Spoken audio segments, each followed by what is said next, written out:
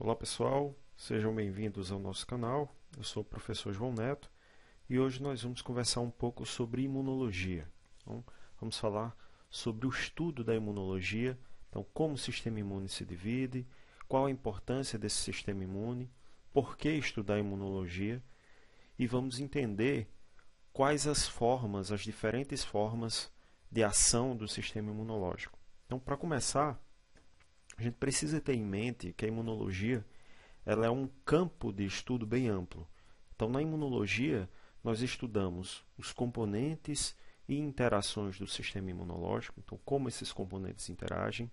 Nós estudamos métodos diagnósticos em áreas específicas da imunologia, métodos diagnósticos que podem ser utilizados, por exemplo, para avaliação se o indivíduo responde a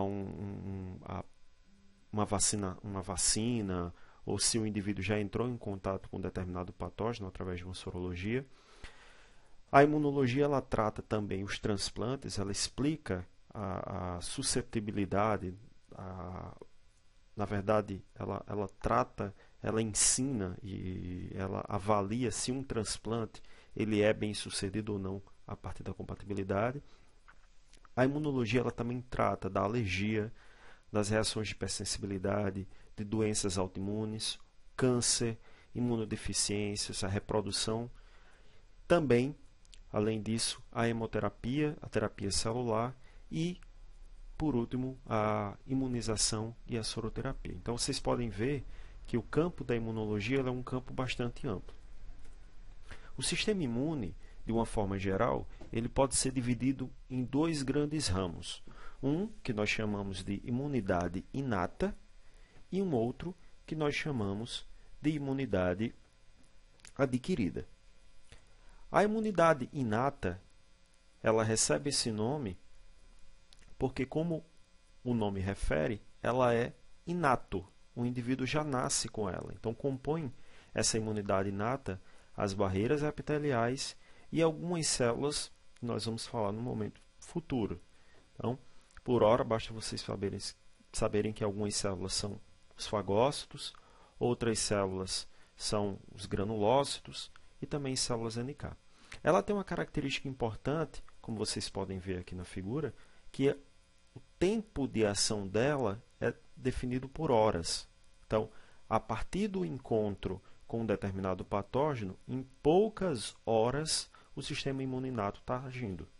Já a outra parte da imunologia do sistema imune é chamada de imunidade adquirida. Essa imunidade adquirida ela é composta por um conjunto de células distintos do conjunto de células encontradas na imunidade inata. A gente pode citar aqui os dois grandes grupos principais, que são os linfócitos B e os linfócitos T. O linfócito B está envolvido com a produção de um componente que nós vamos falar posteriormente, que são os anticorpos, e os linfócitos T, que geram as chamadas células T efetoras. Uma outra característica que distingue essas duas respostas é que a imunidade adquirida ela depende de dias para poder acontecer. Então, enquanto a imunidade inata, em poucas horas você já tem a ação desse sistema, dessa imunidade, a imunidade adquirida ela é caracterizada por ter uma ação em dias, depois da infecção. Essa imunidade adquirida ela pode ser dividida em dois outros ramos que nós vamos falar depois. Imunidade humoral e imunidade celular. Voltando às características gerais da imunidade inata e da imunidade adaptativa, nós conseguimos separar ou conseguimos distinguir esses dois tipos por características bem peculiares.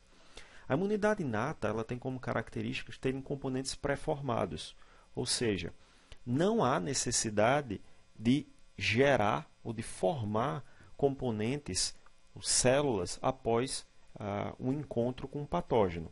Então, num primeiro encontro, você já tem componentes pré-formados.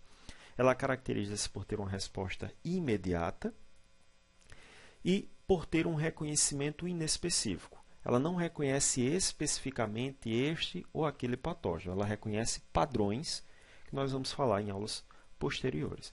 Ela representa a linha inicial de defesa do organismo contra as infecções ou contra qualquer outro componente que seja considerado estranho ao organismo. Quem são os componentes que fazem parte da imunidade inata? Então, são as barreiras naturais, são os fagócitos, são os granulócitos e são também um conjunto de proteínas plasmáticas que recebem o nome de sistema complemento. O que é que isso distingue-se da imunidade adaptativa? A imunidade adaptativa ela tem como característica ser mais evoluída. Então, acredita-se que a imunidade adaptativa, ou também chamada de adquirida, ela tem evoluído a partir da imunidade inata. Ela tem um reconhecimento específico, então ela reconhece especificamente aquele patógeno. Ela tem uma diversidade de receptores, então você consegue reconhecer uma ampla gama de patógenos. Ela tem uma característica peculiar, que é aumentar em magnitude a cada exposição. Então, a cada encontro do patógeno, do sistema imune com o patógeno, ele aumenta a sua capacidade de responder. Então, isso é o que é utilizado na vacinação, um dos princípios que é utilizado na vacinação, que nós vamos falar posteriormente, mas por hora basta vocês saberem que a cada encontro você aumenta a magnitude. Ela tem uma característica importante que é o controle da não reatividade ao próprio, para evitar doenças como as doenças autoimunes. Ela tem uma autolimitação, ou seja, teve uma infecção, aumenta o número de leucócitos, por exemplo. Cessou a infecção, o número de leucócitos volta para o normal. Então, é bem comum, por exemplo, vocês observarem que quando vão para um pronto-socorro, e o médico solicita, por exemplo, um hemograma, e ele vê lá que seus leucócitos estão aumentados, para evidenciar se você está ou não com alguma infecção. E uma característica chave, se você observar, é que, por exemplo, o número que varia de leucócitos entre 4.500 a 9.000, considerado normal, e que numa infecção, por exemplo, considere que aumenta para 20.000, depois que cessa a infecção, esse número volta para a normalidade, entre 4.500 e 9.000. Para onde foram essas células? Então, essas células entraram, morreram, né, devido à característica do sistema imune adaptativo, que é a autolimitação. Então, uma outra característica chave é a memória imunológica. Essa memória imunológica é a chave para entender como funciona a vacinação. E tem como componentes os linfócitos T e B, e seus componentes, seus produtos que podem ser associados. O sistema imune inato ele não funciona independente do sistema adaptativo. Há uma integração e uma amplificação entre esses dois sistemas. Então, a gente vai observar ao longo do nosso curso que sempre há interação do sistema imune inato junto com o sistema imune adaptativo.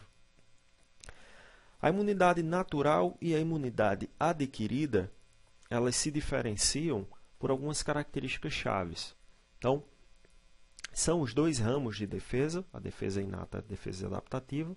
A defesa inata ela é uma defesa inicial contra infecções. Então, por exemplo, você cortou o pé.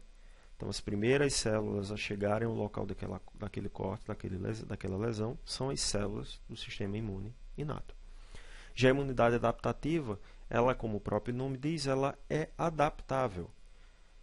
Ela é mais lenta, por isso que você tem uma resposta em dias e não de horas, como acontece na imunidade inata. E ela é uma resposta recente e uma resposta mais efetiva. De uma forma geral, a imunidade inata, ela garante, ela cria condições para que aquele patógeno, por exemplo, ele não se dissemine. Então, ela contém o patógeno num determinado foco, dependendo do tipo de lesão, enquanto que a imunidade adaptativa consegue ser formada e ela chega para exercer sua atividade de forma mais eficiente.